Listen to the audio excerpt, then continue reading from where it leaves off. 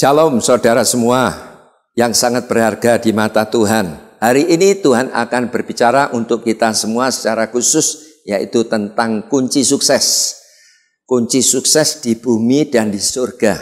Seberapa banyak Bapak Ibu percaya bahwa Bapak Ibu pun sebagai anak-anak Tuhan, Bapak Ibu harus sukses di bumi dan di surga? Seberapa banyak? Lambaikan tangan. Nah, saya percaya setiap kita pasti kepingin sukses baik di bumi maupun di mana?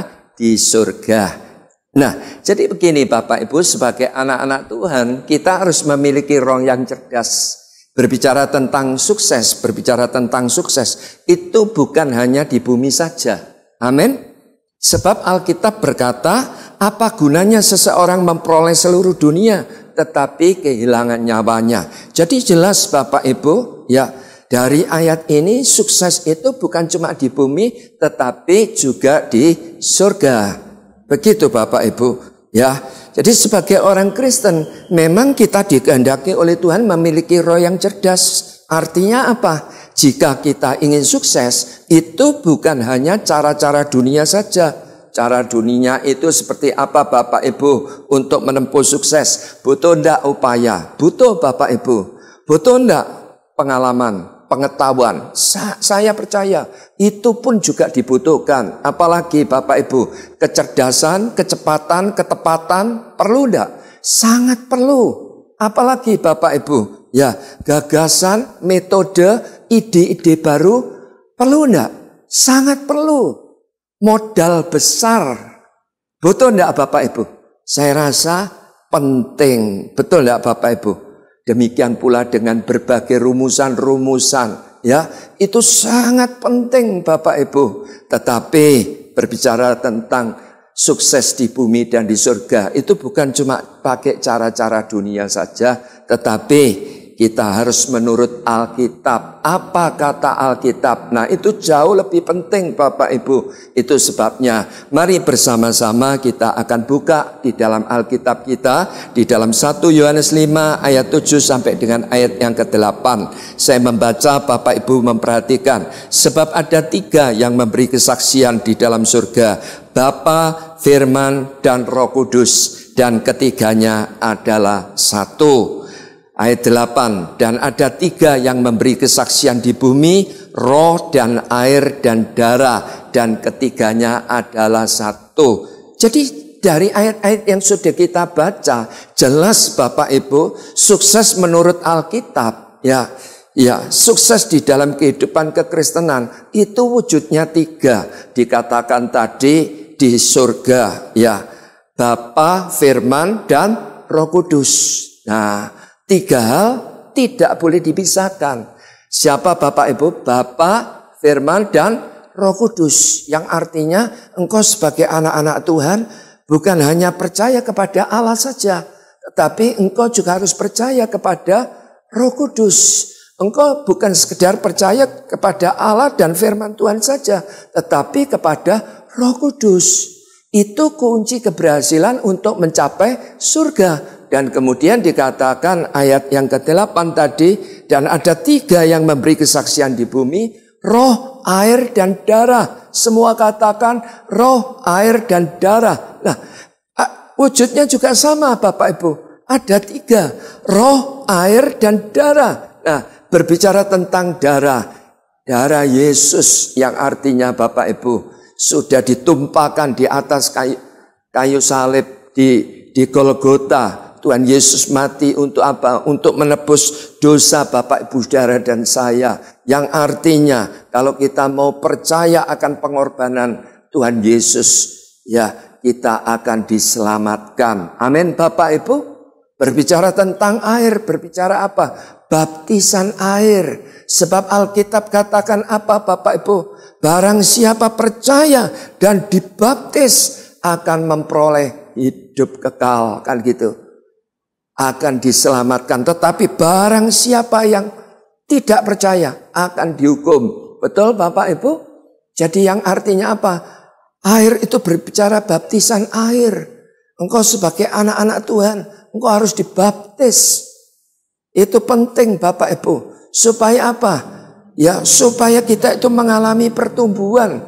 Berbicara baptisan air Bapak Ibu, sesuatu yang sangat penting di dalam kehidupan kekristenan kita. Ya, berbicara baptisan air itu sesuatu yang sakral, yang akan membawa kita itu menjadi orang-orang yang akan diselamatkan. Jadi baptisan itu bukan sekedar syarat seseorang akan nikah secara Kristen, ya. Bukan seseorang itu jadi orang Kristen syaratnya harus dibaptis. Bukan sekedar itu saja. Sebab apa Alkitab katakan? Barang siapa percaya dan dibaptis akan diselamatkan. Jadi baptisan ini merupakan ya langkah-langkah di mana kita itu akan memperoleh anugerah keselamatan.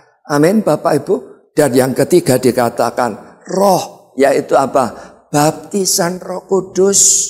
Nah, jadi itu sebabnya engkau sebagai anak-anak Tuhan, tidak cukup engkau cuma percaya akan pengorbanan Tuhan Yesus di atas kayu salib. Tidak cukup saudara cuma dibaptis secara selam. Ya, tidak cukup.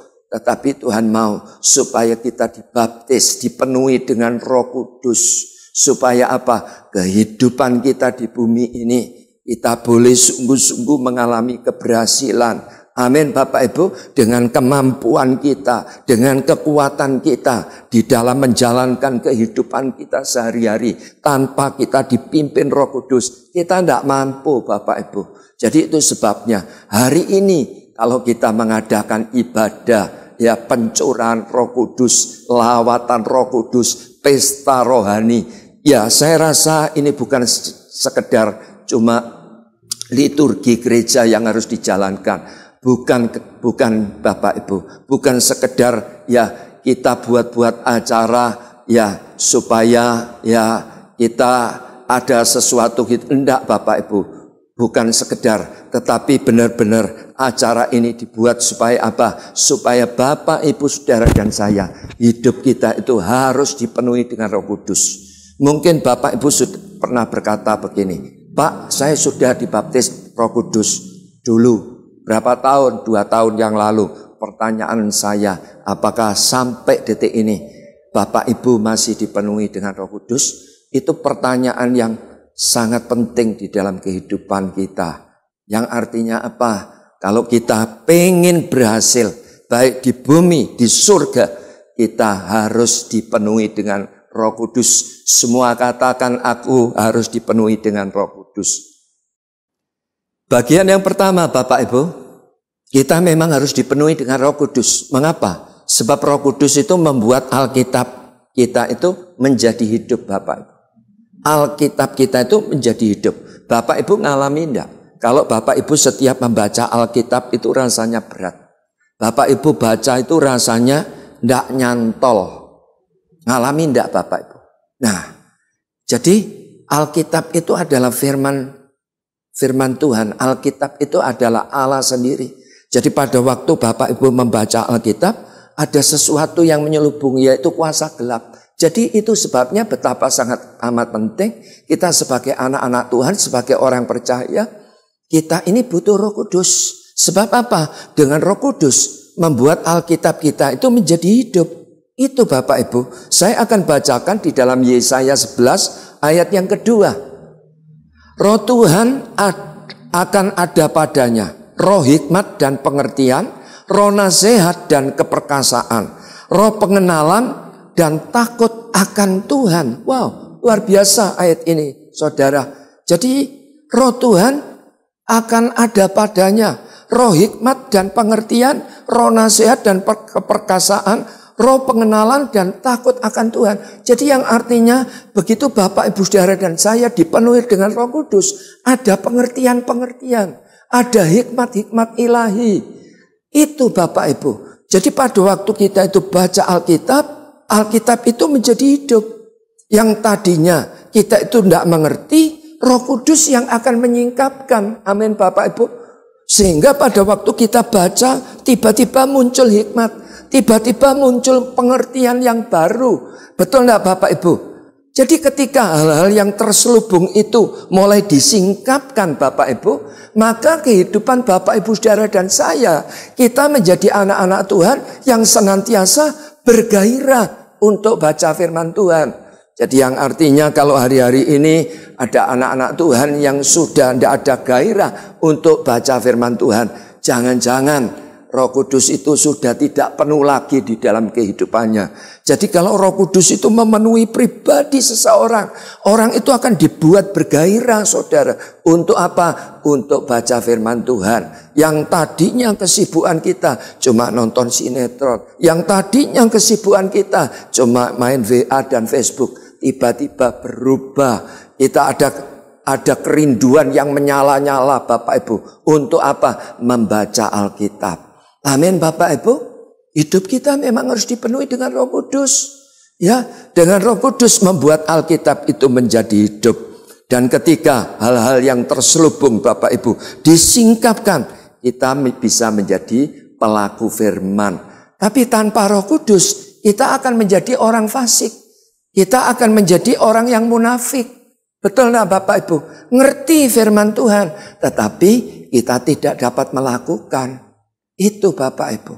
Berbicara tentang kemampuan kita untuk melakukan firman, saya mau katakan Bapak Ibu, tanpa Roh Kudus, siapapun Bapak Ibu, saudara dan saya, kita tidak mungkin Bapak Ibu untuk dapat melakukan firman. Betul Bapak Ibu. Jadi betapa sangat amat penting ya Bapak Ibu, saya bacakan di dalam 2 Korintus 3 ayat 2 sampai ayat yang ketiga, pujian Paulus kepada jemaat di Korintus. Dia berkata demikian, 2 Korintus 3 ayat 2 sampai 3. Kamu adalah surat pujian, garis bawahi surat pujian, ya. Kamu adalah surat pujian kami yang tertulis dalam hati kami dan yang dikenal dan yang dapat dibaca oleh semua orang, yang dikenal dan dibaca oleh semua orang. Ayat yang ketiga, karena telah ternyata bahwa kamu adalah surat Kristus. Nah, katakan surat Kristus. Paulus sampai memuji bahwa jemaat di Korintus adalah ya surat pujian. Ya dikatakan surat Kristus, dikatakan yang ditulis oleh pelayanan kami. Ditulis bukan dengan tinta, tetapi dengan roh dari Allah yang hidup, bukan pada loh-loh batu, melainkan pada loh-loh daging, yaitu di dalam hati manusia.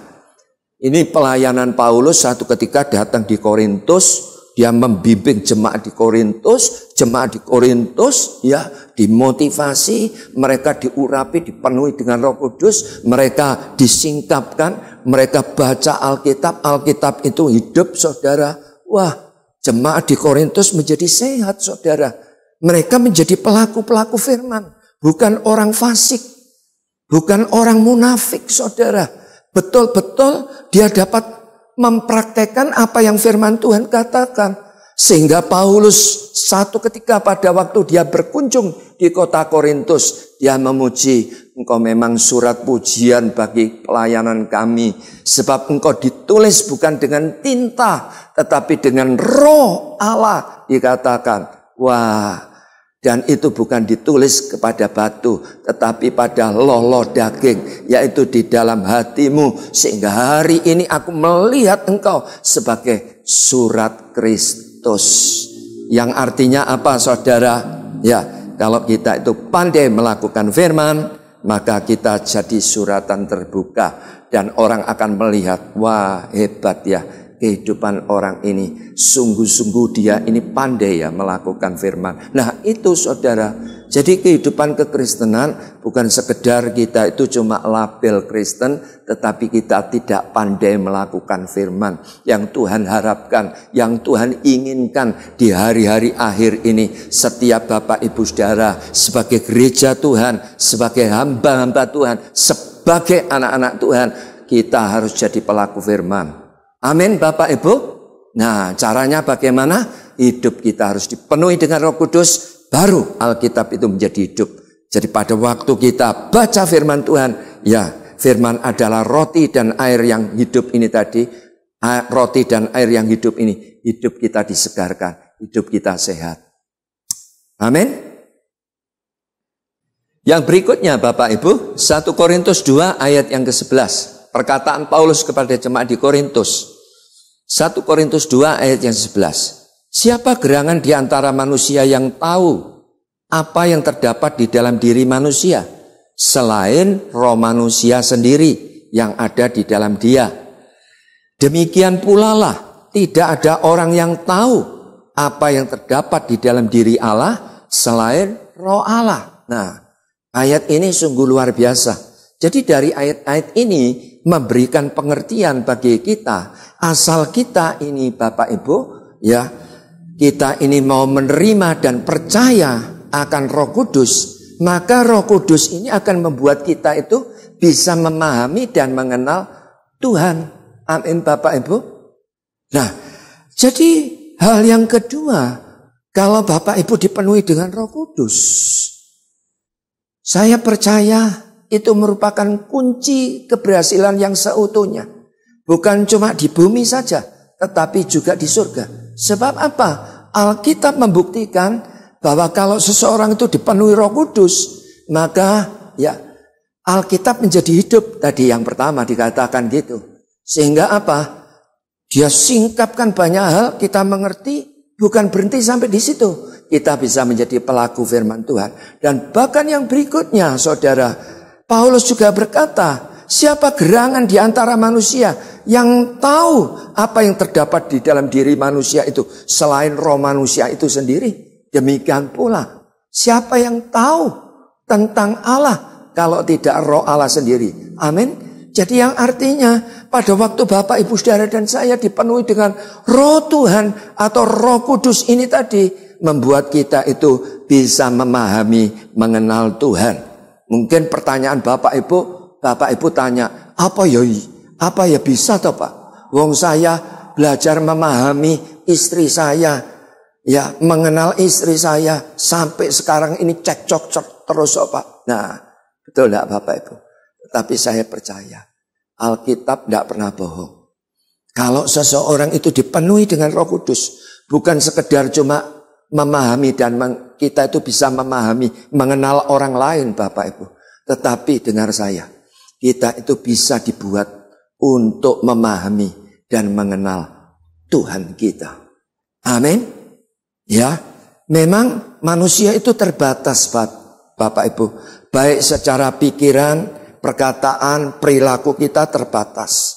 Tetapi dengan Roh Kudus, saya sangat percaya, tanpa Roh Kudus kita tidak akan bisa memahami, mengenal. Tidak bisa Bapak Ibu.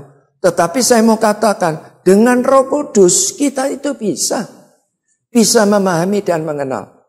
Jadi tanpa Roh Kudus tidak bisa Bapak Ibu.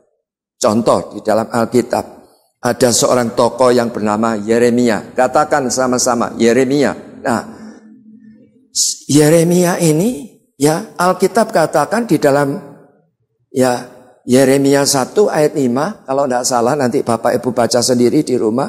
Yeremia 1 ayat 5, Alkitab itu bilang gini, Tuhan itu bilang gini, sebelum aku membentuk engkau Yeremia, aku tahu siapa engkau.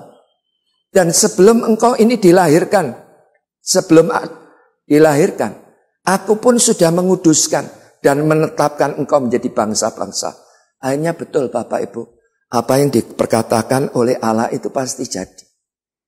Jadi Yeremia ini memang sungguh-sungguh di dalam kehidupannya ya sudah diketahui Tuhan dan dikuduskan, ditetapkan menjadi apa? Nabi bagi bangsa-bangsa. Setelah Yeremia ini lahir, Yeremia menjadi remaja begitu ya, menjadi pemuda remaja gitu, datang firman Tuhan kepada Yeremia. Yeremia diberi petunjuk oleh Tuhan. Yeremia, satu ketika kalau engkau nanti menjadi nabiku di muka bumi ini, menjadi nabi yang kaya, jangan sampai engkau bermegah dengan kekayaanmu. Dan kalau engkau menjadi nabi yang bijaksana, janganlah engkau ya bermegah dengan kebijaksanaanmu. Dan kalau engkau menjadi nabi yang kuat, jangan engkau bermegah dengan kekuatan. Akhirnya singkat cerita, pada waktu Yeremia ini dengar Tuhan berbicara, memberi petunjuk kepadanya, akhirnya Yeremia tanya, "Loh Tuhan, kalau begitu bagaimana? Apa yang harus aku buat sebagai nabimu? Masa aku tidak boleh bermegah? Lalu aku harus bermegah dalam hal apa?" Akhirnya Tuhan kasih petunjuk. Kalau engkau mau bermegah, bermegahlah kepada yang satu ini. Terus Yeremia tanya, apa itu Tuhan? Engkau ini harus bermegah kalau engkau itu mengenal dan memahami aku. Wah, nanti baca sendiri Bapak Ibu di dalam Yeremia 9 ayat 23-24. Yeremia diberi petunjuk gitu. Akhirnya di dalam Yeremia 10 ya, ayat yang sama 23 dan 24. Yeremia itu datang di dalam doa. Setelah diberi petunjuk Yeremia, pertanyaan saya, Yeremia mendapat petunjuk Tuhan, senang enggak Bapak Ibu? Senang Bapak Ibu. Senang Bapak Ibu. Akhirnya Yeremia berdoa, ya, dia berdoa seperti ini. Tuhan, aku pun sebagai seorang nabi, aku juga manusia loh Tuhan. Oleh sebab itu, kalau engkau sudah memberi petunjuk, aku siap Tuhan engkau tuntun di dalam perjalanan hidupku, yang mana engkau sudah tetapkan aku menjadi nabi besar bagi bangsa-bangsa ini. Tetapi Tuhan, hendaklah engkau menuntun aku yang dengan sungguh-sungguh, ya, sebab aku ini sebagai manusia, ya, aku ini nabi juga sebagai manusia. Aku tidak berkuasa untuk menentukan jalanku, dan setiap jalan-jalanku aku tidak bisa menetapkan langkahku. Yeremia bilang gitu. Dan kemudian Yeremia itu bilang gini, Tuhan, kalau engkau mau tuntun aku, tuntunlah dengan kesabaranmu. Jangan sampai kalau aku khilaf, kalau aku salah, engkau murka. Akhirnya apa Bapak Ibu? Disepakati oleh Tuhan. Oke, Yeremia, kalau engkau memang setuju aku menuntun kehidupanmu. Akhirnya dituntun Tuhan. Ternyata pada waktu Yeremia berjalan dengan Tuhan, dituntun Tuhan, Alkitab mencatat Yeremia stres. Coba katakan, ya, Yeremia stres. Loh, dituntun Tuhan loh Bapak Ibu. Tapi Yeremia stres saudara. Dia sudah ditetapkan sebelum dia dibentuk, dan bahkan ada di dalam kandungan, sudah dikuduskan, ya, ditetapkan menjadi nabi besar, diberi petunjuk Tuhan. Yeremia berdoa, dijawab oleh Tuhan, dituntun Tuhan, tapi Yeremia stres. Nah, aneh toh? Betul loh Bapak Ibu. Saya akan bacakan, Bapak Ibu bisa buka Alkitab Bapak Ibu di dalam Yeremia 15 ayat 10. Celaka aku ya ibuku, bahwa engkau melahirkan aku. Nah, sampai dia ini dituntun Tuhan loh Bapak Ibu. Sampai dia itu bilang, celaka aku ya ibuku, mengapa engkau melahirkan aku? Dengan kata-kata lain, ada apa toh kamu itu kok ngelahirnya aku? Ya sampai komplain. Oleh karena apa? Fakta-fakta hidupnya yang buruk mungkin gitu ya Bapak Ibu. Oleh karena begitu berat, banyak problem, banyak tekanan. Lalu dikatakan apa lagi? Seorang yang menjadi buah perbantahan dan buah perdebatan bagi seluruh negeri. Aku bukan orang yang menghutangkan atau orang yang menghutang kepada siapapun, tetapi mereka semua mengutuki aku. Nah, Bapak Ibu, lihat. Yeremia loh, dituntun Tuhan saat itu. Bisa stres. Sebab apa? Tidak dipenuhi dengan roh Tuhan. Dia tidak bisa memahami apa yang dikehendaki Tuhan. Tidak paham dia. Dia tidak bisa mengenal jalan-jalan Tuhan. Itu loh Bapak Ibu. Demikian pula Bapak Ibu saudara dan saya.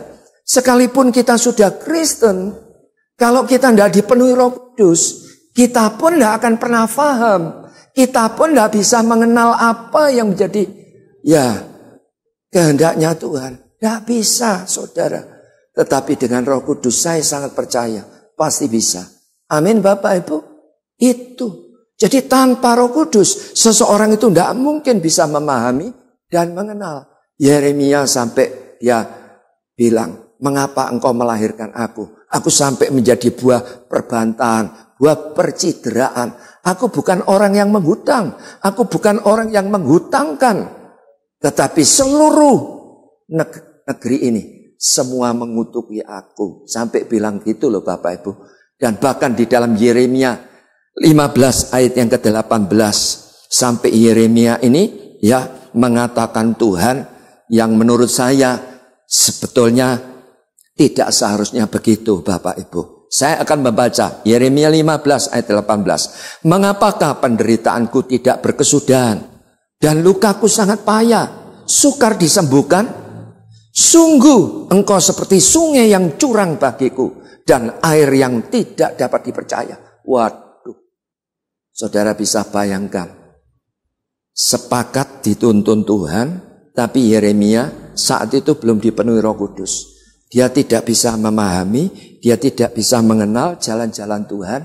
Dia ngeblank, dia bingung. Setelah dituntun Tuhan banyak persoalan, banyak problem. Dia marah Bapak Ibu sampai berkata, Tuhan engkau seperti sungai yang curang bagiku. Seperti air yang tidak dapat dipercaya. Yang artinya itu gini loh Bapak Ibu. Saya itu mendapat pengertian gini. Mungkin kurang lebih ya, di bawah saya ini kolam mungkin gitu ya. Dan kemudian kelihatannya jernih Bapak Ibu kolam ini. Wah, jernih sekali sehingga ada daya tarik supaya orang itu akan turun ke air itu. Nah, tiba-tiba pada waktu turun yang tadinya terlihat jernih ini tadi, pada waktu dia turun, tiba-tiba ada serangan ikan piranha dan menggigit kaki kita. Nah, gimana Bapak Ibu? Nah, seperti itulah.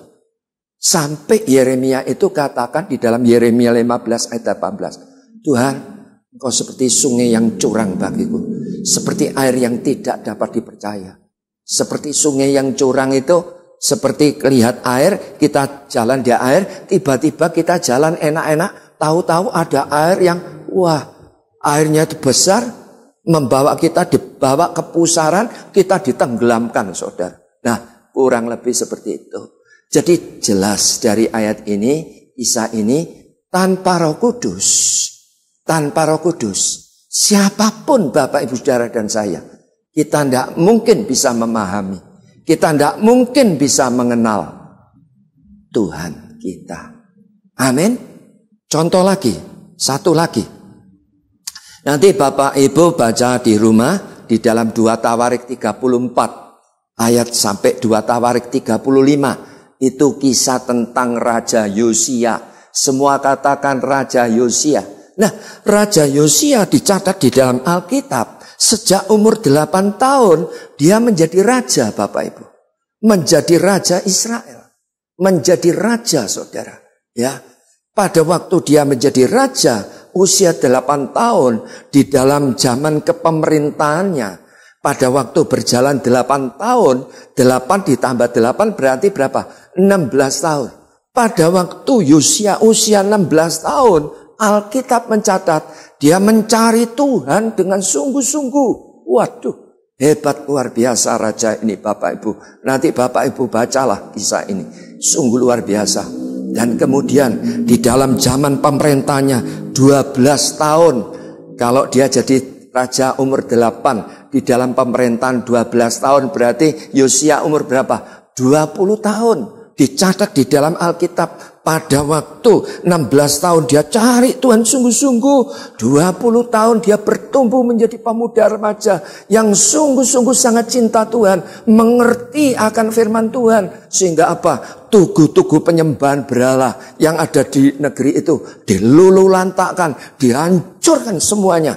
Sehingga apa? Di dalam kehidupannya dia juga dituntun Tuhan saudara. Sehingga kalau saudara baca kitab Taurat ditemukan pesta Paskah yang diadakan raja ini. Wah, belum pernah ya ada di muka bumi ini. Seperti yang diadakan pesta Paskah yang diadakan oleh Raja Yosia. Sebab apa? Pesta perayaan Paskah yang diadakan oleh Raja Yosia ini. Wah, tidak biasa-biasa Bapak Ibu. Sangat luar biasa. Sehingga sampai Alkitab mencatat belum pernah ada dan tidak akan pernah ada seperti Paskah yang diadakan oleh Raja Yosia ini. Tetapi fakta saudara, kematian raja ini apa? Sebab dia tidak dituntun oleh Roh Kudus. Dia tidak bisa mengenal, dia tidak bisa memahami Tuhan. Akhirnya apa? Dia mati. Jadi kisah ceritanya, dia masuk di medan perang dan kemudian diberitahu oleh raja orang kafir, raja orang Mesir yang bernama Neko. Ya, Raja Neko ini bilang kepada Raja Yosia, Raja Yosia, engkau jangan ikut-ikut dalam urusan peperangan ini. Sebab kata Tuhan, peperangan ini adalah milikku. Wah, Raja Neko bilang gitu, saudara. Mungkin itu dapat ditafsirkan gini, Bapak Ibu. Itu menurut saya, ya, menurut saya. Mungkin itu dapat ditafsirkan gini, ya. Aku ini sejak 8 tahun sudah percaya kepada Tuhan. Aku jadi raja. 8 tahun aku cari Tuhan dengan sungguh-sungguh. Lihat, zaman pemerintahanku dipimpin Tuhan, hebat luar biasa. Aku sangat diberkati kan gitu Bapak Ibu. Tetapi Raja Neko ini, kamu jangan ikut campur dalam urusan peperangan ini. Sebab kata Tuhan, peperangan ini milikku. Kurang lebih Yosia ini tadi tidak nangkep saudara. Perkataan dari Raja Neko ini tadi, sebab ya Raja Neko ini orang Mesir. Sehingga apa? Yosia ini tidak peka Bapak Ibu. Yosia masuk di dalam medan peperangan. Akhirnya ya ada panah yang nyasar. Dan panah ini menancap di tengah-tengah baju Sira. Ya, pas masuk akhirnya apa? Dia mati. Sebab apa? Dipimpin oleh Roh Kudus, tidak peka akan suara Tuhan. Demikian pula hari-hari ini banyak anak-anak Tuhan. Ya, kalau dia tidak dipenuhi dengan Roh Kudus, tidak mungkin dia akan dapat memahami. Tidak mungkin dia akan mengenal akan Tuhan. Amin. Saya akan saksikan Bapak Ibu, satu ketika istri saya itu mendapat visi daripada Tuhan. Setelah dia mendapat visi, dia cerita kepada saya. Yang dapat siapa? Istri saya. Diceritakan kepada saya. Saat itu visinya ya supaya menolong orang-orang tua, ya, buat panti lah, panti Werda, ya. Setelah istri saya itu menyampaikan, dia yang dapat dari Tuhan, tapi saya tidak dapat, Bapak. Saya bisa percaya enggak itu visi dari Tuhan? Enggak bisa. Betul enggak Bapak? Enggak bisa. Akhirnya apa? Di dalam kehidupan saya dengan istri saya, saling bergesek terus. Gara-gara apa? Pekerjaan Tuhan. Sehingga singkat cerita satu ketika, saya itu ngomong sama istri saya. Saya itu bilang gini, Non, kita ini sudah di dalam Tuhan, melayani di ladang Tuhan. Masa gara-gara beda pendapat, kita tidak bisa rukun? Saya bilang gitu. Ya gini loh, kalau memang itu dari Tuhan, mbok aku didoain, supaya saya didoakan. Supaya apa?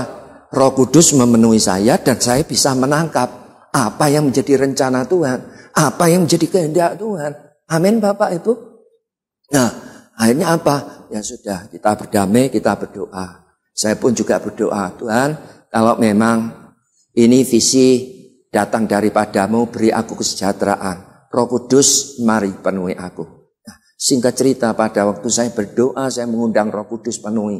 Singkat cerita, Bapak Ibu, saya dapat memahami. Saya dapat klop dengan apa yang didapat ini tadi. Sehingga apa kita bisa bergerak bersama-sama. Amin. Jadi itu sebabnya sekali lagi kita sebagai anak-anak Tuhan pada acara ibadah pencurahan Roh Kudus ini, saya berdoa supaya kita sama-sama, Bapak Ibu, saya pun juga pengen lagi dipenuhi lagi. Sebab apa? Kalau kita dipenuhi, kita akan menjadi orang yang berhasil. Bukan sekedar cuma di bumi, tetapi juga di surga. Amin. Seberapa banyak Bapak Ibu siap?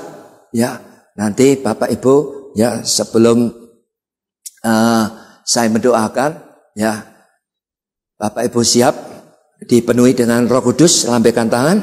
Ya, jadi gini Bapak Ibu, untuk terima dan percaya akan Roh Kudus, ya Bapak Ibu tidak usah takut, ya tidak usah kaget, tidak usah heran, ya jangan batasi Tuhan. Semua katakan jangan batasi Tuhan. Jadi lawatan Tuhan itu luar biasa Bapak Ibu.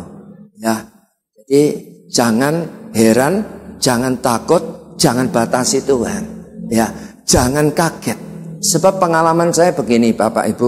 Dulu saya tidak mengerti, ya pada waktu saya melihat ada orang dilawat Bapak Ibu. Kelihatannya aneh Bapak Ibu. Saat itu saya melihat itu ada orang itu sudah tua. Dilawat Tuhan itu Seperti gini saudara. Wah, sambil ndak henti-hentinya sambil dia itu ketawa. Waduh, kok aneh ya? Saudara tahu, setelah dia sudah dilawat, dia mengalami kepenuhan, setelah dia sadar, saya tanya, Pak, tadi kamu pada waktu dilawat, kamu mengalami manifestasi seperti main layangan. Ada apa, Pak? Ya, saya dulu sejak kecil, saya sakit hati kepada orang tua saya. Saya mau main layang-layang, tidak boleh. Nah, dia kepahitan luar biasa dengan orang tuanya. Sehingga pada waktu dia membuka hati, dia datang kepada Tuhan. Tuhan, penuhi aku. Bila mana aku ada kesalahan, ada kekilafan, ampunkan aku. Tiba-tiba Tuhan lawat saudara main layangan. Aneh toh Bapak Ibu? Aneh Bapak Ibu.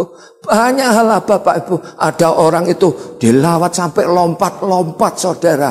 Wes tuwa kok pentalitan. Mungkin gitu ya. Kelihatannya aneh. Loh ini benar loh saudara. Tetapi itulah cara kerja Roh Kudus melawat seseorang. Jadi bisa manifestasi, bisa ada orang itu yang cuma diem, cuma nangis.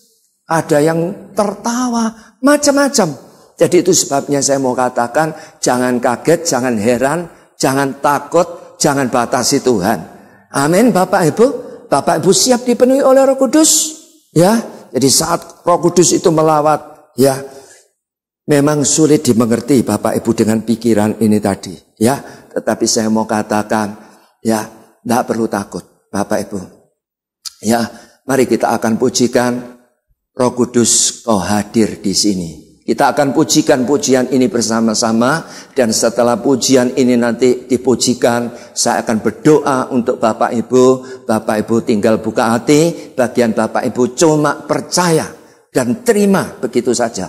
Ya, jadi pada waktu saya nanti berdoa, Bapak Ibu tidak usah ikut berdoa. Nanti saya yang akan berdoa, Bapak Ibu cuma terima dan percaya. Siap Bapak Ibu? Mari kita kerjakan.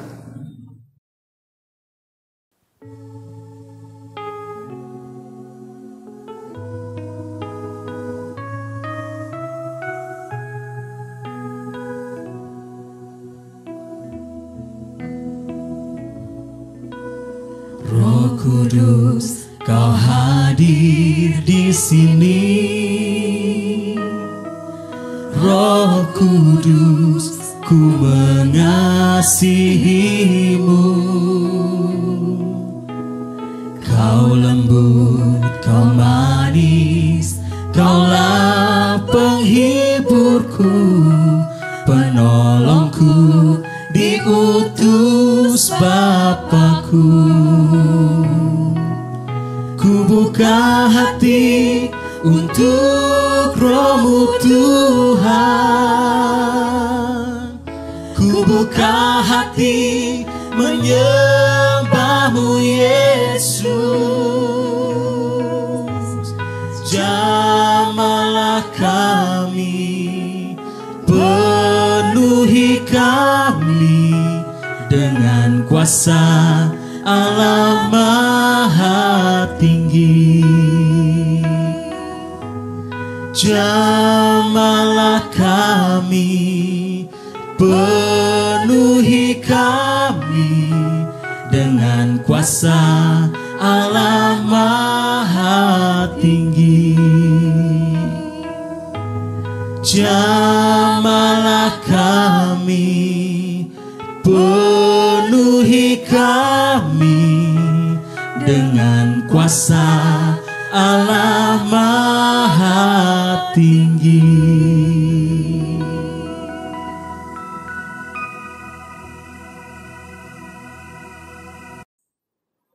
Mari Bapak Ibu kita berdoa. Bapa Surgawi, ini hamba-Mu, pakai hamba-Mu sebagai alat-Mu, sebagai sarana Tuhan. Berkaryalah Engkau Tuhan untuk setiap kami Tuhan. Penuhi setiap kami dengan Roh-Mu Tuhan. Kami percaya kami butuh kepenuhan Roh-Mu Tuhan. Sebab kami percaya Tuhan pada waktu kami dipenuhi dengan Roh-Mu Tuhan.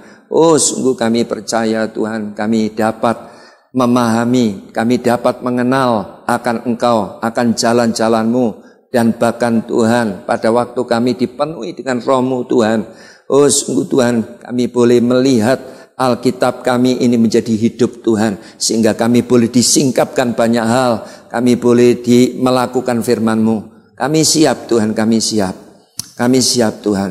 Angkat kedua tanganmu Bapak Ibu, saya akan berdoa untuk Bapak Ibu.